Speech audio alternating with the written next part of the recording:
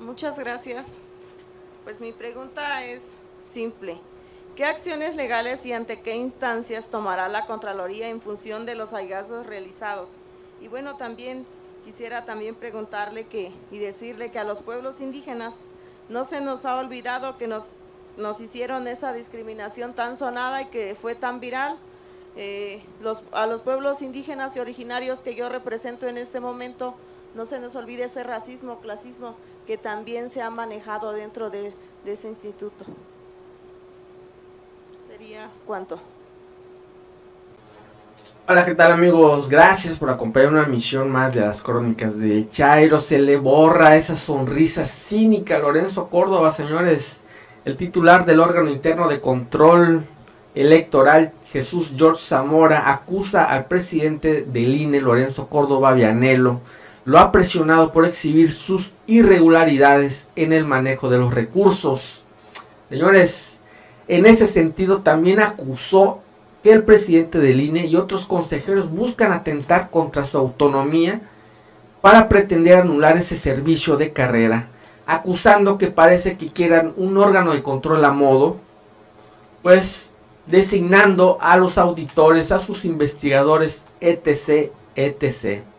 Según el Contralor, se observaron diversas irregularidades en contratación de servicios con daños al instituto superiores a los 400 millones de pesos.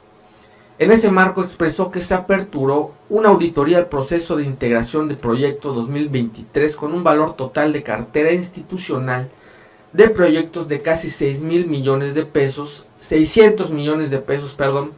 de los cuales más de 4,000 millones no están debidamente justificados. Si eran 6,600 millones de pesos, por los cuales más de 4,000 millones no están debidamente justificados.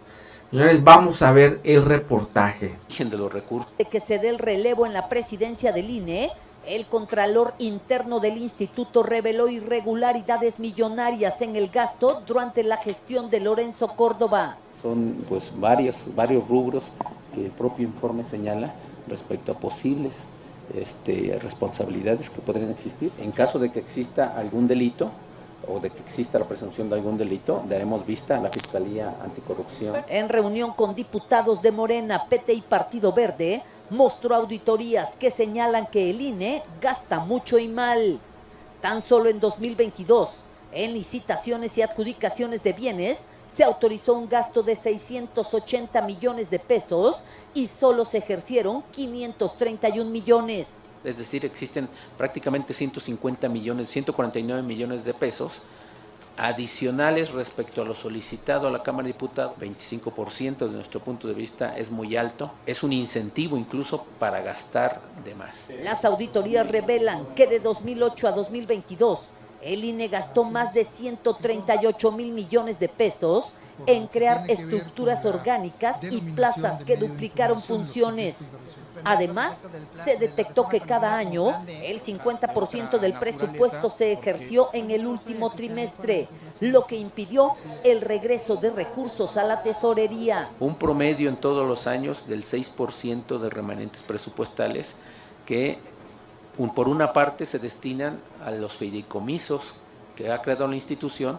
El origen de los recursos que se integran a los fideicomisos puede ser cuestionable en términos de planeación presupuestaria. Finalmente, el Contralor señaló a Lorenzo Córdoba de querer dejar una Contraloría que le cuide las espaldas a su salida. Pareciera que quisiera un órgano de interno control a modo donde designa a los integrantes, a sus auditores, a sus investigadores, que los intenta designar vía regulación que realice el Consejo General. Javier, solo comentarte que las áreas del INE deberán comprobar el gasto. En caso contrario, la Contraloría advierte que podría haber sanciones administrativas o penales, según sea el caso, a funcionarios. Y aquí no importa si algunos ya dejaron el cargo. Javier. Señores, a unos días de que se dé el relevo en la presidencia.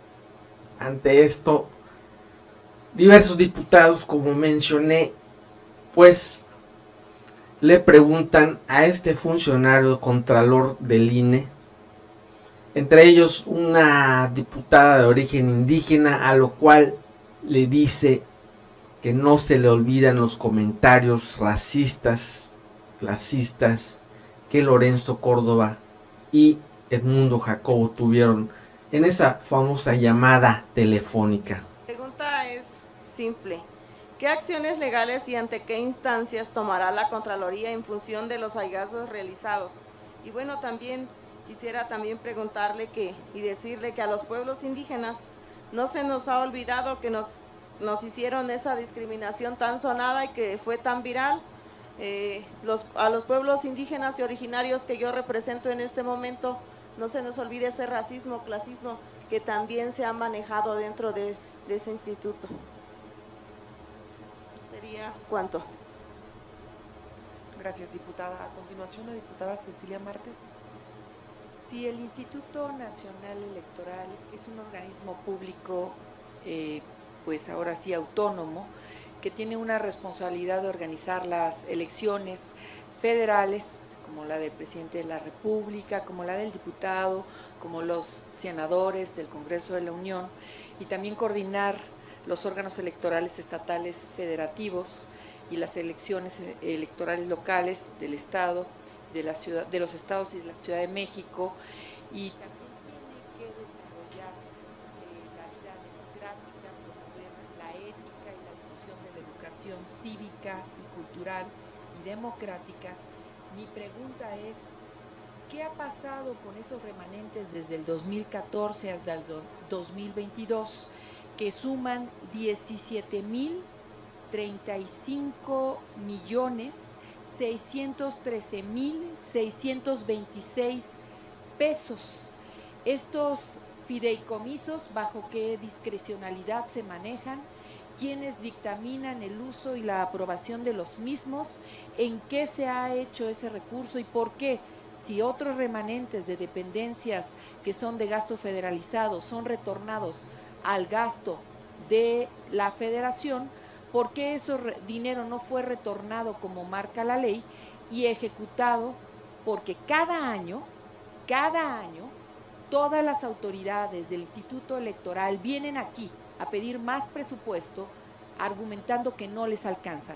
Estos más de 17,000 millones desde que se fundó el Instituto Nacional Electoral, nunca han regresado a las arcas federales, se han quedado en fideicomisos. Ese dinero cada mes da muchos recursos. ¿A quién ha beneficiado y qué acciones se van a tomar para que cada uno de los responsables en las diferentes áreas tengan hacerse? Bueno, pues lo señala la Ley General de Responsabilidades Administrativas. Debe existir una etapa de investigación de todos estos hechos. Una vez que se haya dado la oportunidad, en el caso de las auditorías, a las áreas correspondientes de que puedan solventar las observaciones, y en caso de que no las solventen, iniciar los procedimientos de investigación ante la autoridad investigadora del propio órgano interno de control, y eventualmente, en caso de que sostenga la autoridad investigadora el poder hacer iniciar un procedimiento de responsabilidades ante la autoridad sustanciadora, que son las dos grandes autoridades que constitucionalmente los órganos internos de control se encuentran distribuidas sus facultades sancionatorias, para que puedan eventualmente hacerse los procedimientos sancionatorios correspondientes. Esto es lo que el trámite legal, y lo que hará el órgano interno de control. Primero, una etapa de investigación, quiero reiterarlo, respecto a lo que tenemos son hechos irregulares. No tenemos aún, ni es el momento adecuado para señalar responsables, que es la gran parte metodológica que se realiza en cualquier tipo de falta administrativa. Hecho irregular y responsable. Hasta el momento podemos señalar que existen presuntos hechos irregulares que, de comprobarse, entonces en la etapa de investigación se determina quiénes son los responsables, qué autoridades o funcionarios públicos son los responsables de estas faltas administrativas o hechos de corrupción. Y desde luego en el tema de fideicomisos, el destino que se ha dado a los remanentes, fundamentalmente el tema de fideicomisos, en caso de existir denuncias al respecto, también el área investigadora realizará esta diligencia de investigación para determinar si existe o no incumplimiento a la normativa constitucional, pero también a la normativa interna de la institución, dado que su característica, su naturaleza de organismo constitucional autónomo. Y si se cumplen los parámetros para la existencia de fideicomisos que señala la Ley Federal de Austeridad Republicana, dado la especial naturaleza del Instituto Nacional Electoral como organismo constitucional autónomo.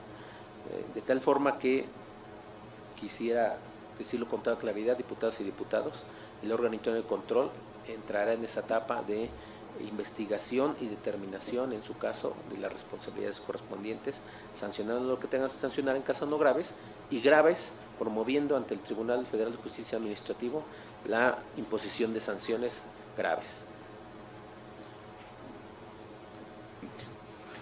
Así es, amigos, se les cae todo su teatrito de no se toca el INE, de pelear por la democracia.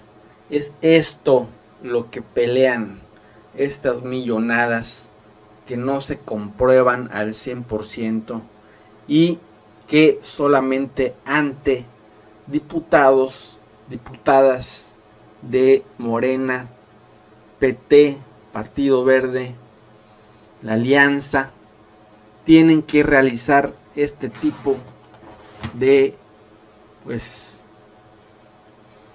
auditorías con la ayuda de este señor George Zamora. Señores, gracias por ese like, espero que les haya gustado. Si es así, por favor denle click a la campanita para recibir más notificaciones. Nos vemos el día de mañana con más información.